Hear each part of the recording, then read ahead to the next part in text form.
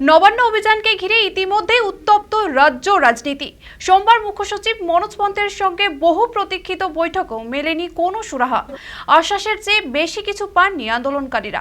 ফলে নিজেদের অবস্থানে অনড় থেকে আরও জোরালো হয়েছে আন্দোলনের সুর। মুখ্য সচিবের সঙ্গে বৈঠকে বসেছিলেন একাধিক যোগ্য চাকরি প্রার্থীরা।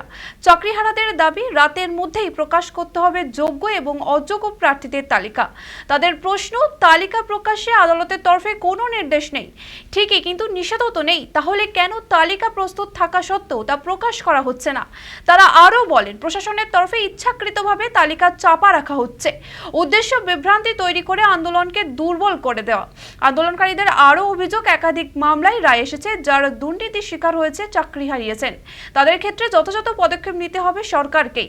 অন্যদিকে প্রশাসনের তরফে মামলার চূড়ান্ত নিষ্পত্তির আগে কোনো তালিকা প্রকাশ করাকে ঝুঁকিপূর্ণ বলেই মনে করা হচ্ছে।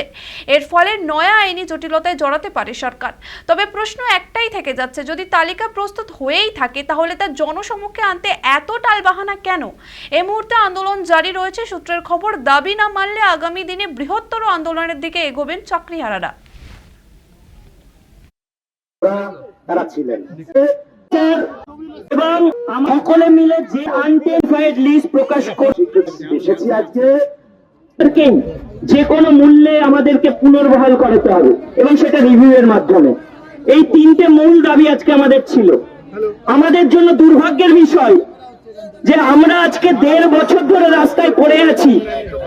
আমরা অন্যের দোষে আজকে সাজাপ্রাপ্ত, অন্যের দুর্নীতির দায়ে আজকে সাজাপ্রাপ্ত।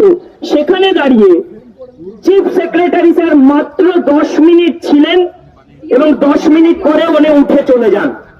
এটা সত্যি লজ্জার বিষয় আমাদের কাছে যে আমরা বারবার অনুরোধ করছি, স্যার আপনি চলে যাবেন না, আমরা মর্মাহত এতদিন ধরে এখানে যন্ত্রণায় ভুগছি, আর আপনি 10 মিনিট পরে চলে যাচ্ছেন, আমরা কথাগুলো বলতেও পারবো না।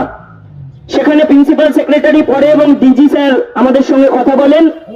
আলটিমেটলি যে যোগ্য অযোগ্য তালিকা, আমরা আমাদের যোগ্য তালিকা দিন, এই জায়গা আমরা ছাড়ছি না, ছাড়বে না, পরীক্ষা মানছি না। তখন চিফ সেক্রেটারি বেরিয়ে গেছিলেন, এডুকেশন সেক্রেটারি ছিলেন। বারবার বাদ বিতণ্ডা চলছে আমাদের সঙ্গে। ওনারা বারবার একটা জায়গায় এড়িয়ে যেতে চাইছেন, যোগ্যদের লিস্ট পাবলিশ। ওনাদের একটাই বক্তব্য, যদি সুপ্রিম কোর্ট বলে তাহলে আমরা ওখানে দিয়ে দেব।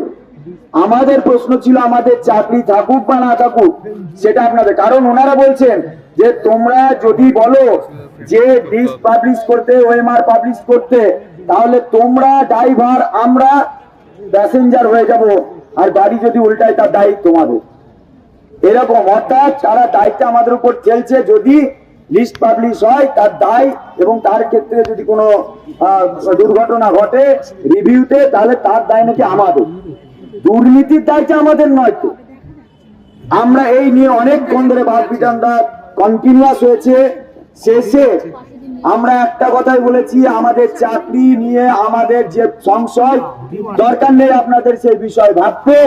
আপনারা ইমিডিয়েট লিস্ট পাবলিশ করুন, এখনই লিস্ট পাবলিশ করুন। আমরা